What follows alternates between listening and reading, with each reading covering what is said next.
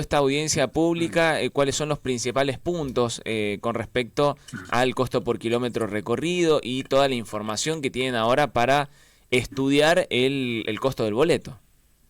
Exactamente, en el día de ayer se realizó la audiencia pública para exponer los costos del sistema de transporte, que es un procedimiento formal que se realiza al ser un servicio público, el transporte público urbano y de media y larga distancia, y se realiza esta instancia de la audiencia pública que fue en el día de ayer. Esto nos permite conocer con precisión cuál es el costo del sistema de transporte, ya que se evalúan desde un aspecto técnico, lo realiza el ente de la movilidad, cuáles son todos los costos que involucran el sistema de transporte, cuáles son todos los ítems y cuáles han sido las variaciones que han tenido con respecto a la medición que se realizó en el mes de noviembre del 2024 y se aplicó en febrero del 2025. Estas modificaciones nos están arrojando un resultado de aproximadamente un 41% promedio de modificación con respecto a esta fecha que les comento del año anterior. Esto debido principalmente a los ítems de mayor importancia que tiene el sistema de transporte o de mayor relevancia, que son los que han tenido algunas modificaciones diferentes a las establecidas por la inflación. Nosotros el cálculo de inflación aproximadamente entre noviembre y noviembre es del 31-32%, sí. Y hemos tenido modificaciones en otros ítems, por ejemplo el de personal, que tiene un porcentaje muy importante de incidencia en el costo del transporte, que es aproximadamente el 40%, hemos tenido un porcentaje similar entre el 30 y 33%, pero hay otros ítems muy importantes como por ejemplo el combustible, que también representa aproximadamente el 17% del costo del sistema de transporte, donde ha tenido valores aumentos por encima de la inflación. Y también otro ítem importante que ha tenido una modificación significativa es el mantenimiento, que es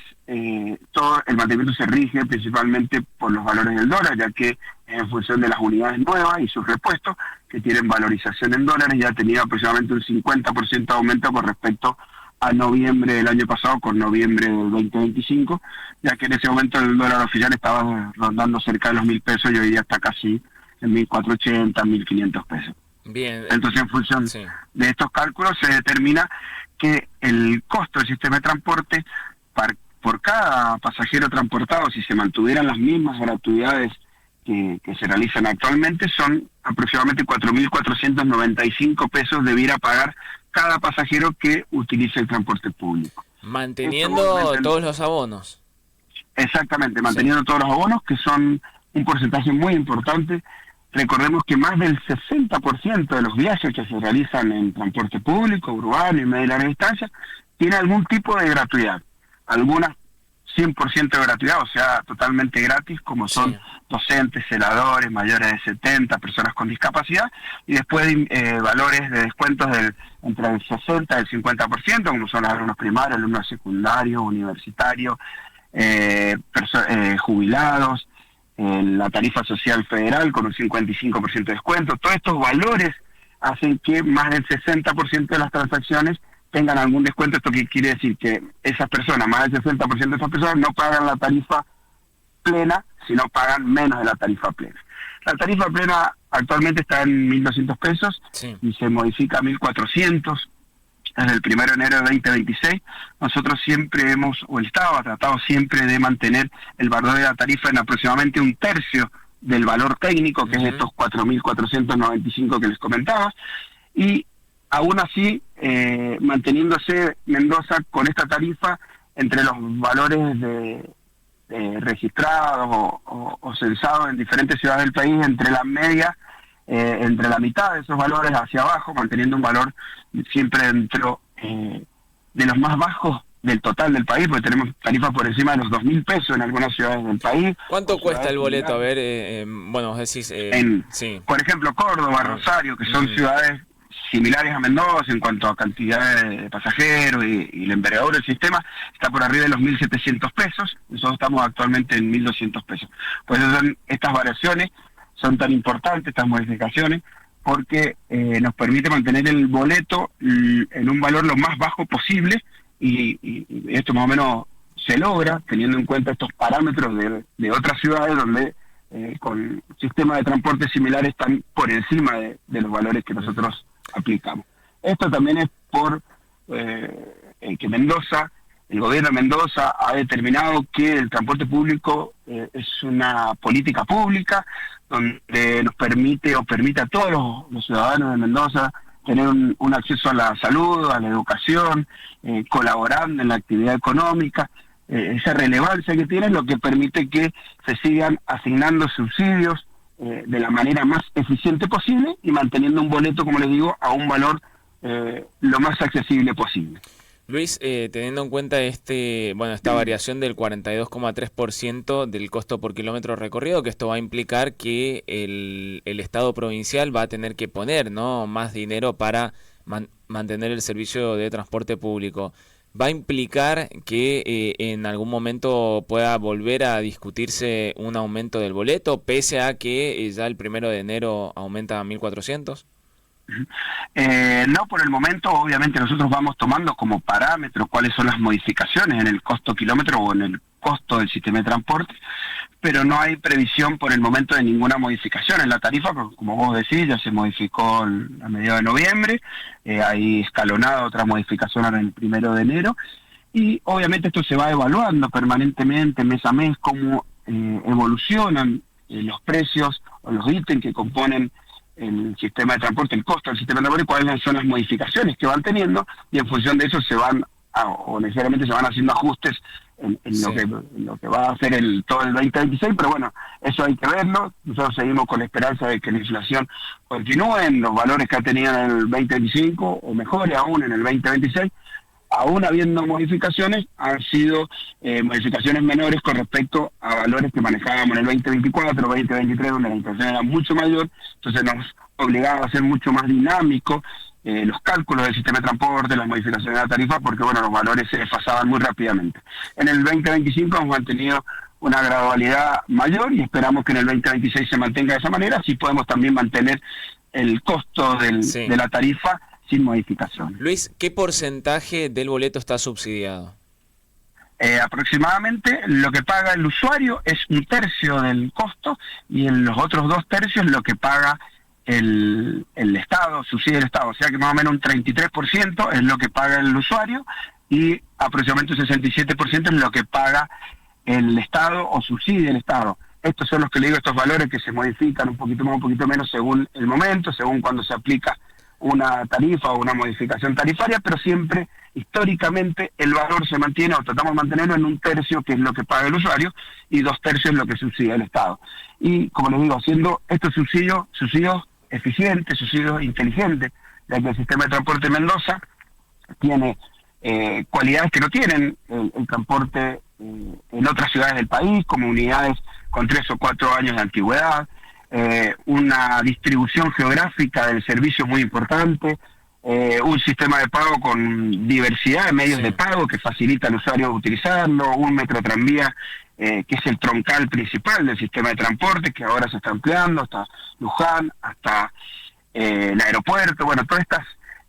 cuestiones o puntos que tiene el sistema de transporte de Mendoza que no existen en otras ciudades, pues eso, nosotros lo que llamamos un subsidio inteligente, el que se aplique en Mendoza, porque entendemos que eso redunda en los usuarios, en esta inversión que hace el Estado.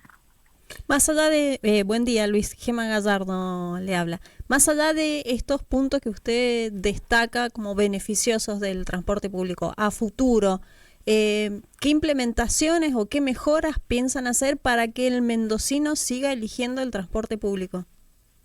Bueno, buen día, ¿cómo estás? Nosotros permanentemente estamos haciendo modificaciones, sobre todo en aspectos más de servicio, en aspectos tecnológicos. Se han implementado en el metrotranvía los paradores inteligentes, que no solo facilitan y permiten el acceso más rápido de los usuarios o de los pasajeros a las duplas, ya que al haber hecho un prepago, al momento de subir a la dupla suben la gente ya habiendo pagado, entonces se hace más ágil. Cuando tenía que subir cada una de las personas pagando es más lento, lo que redunda en un menor tiempo de viaje, algo que es muy importante. Ahí como usuaria de Metrotranvía voy a disentir con usted, porque he visto mucha gente que les cuesta, que no le toma, cuando se bajan del Metrotranvía, que finalizan su viaje y quieren salir del parador, no pueden salir porque no le toma la lectura del pasaje, y sobre todo porque me parece que también falta más señalización para quienes hacen su primer acercamiento al Metrotranvía de cómo es el sistema del parador inteligente.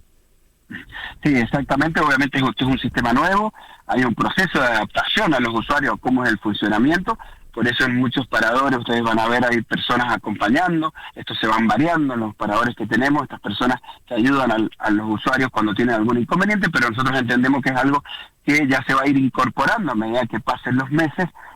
cuál es el funcionamiento del sistema y poder sopesar estos beneficios. Como aparte, otro de los beneficios que tiene es el tema de la seguridad. Se incorporaron en estos paradores cámaras de seguridad que están vinculadas al 911, lo que le da más seguridad al sistema de transporte, no solo por lo que les comentaba recién de los molinetes y el acceso, sino también poder tener mayor seguridad y también tener un mayor control en el pago del boleto, algo que es muy importante porque todos los usuarios, obviamente, que realizan su pago de su boleto,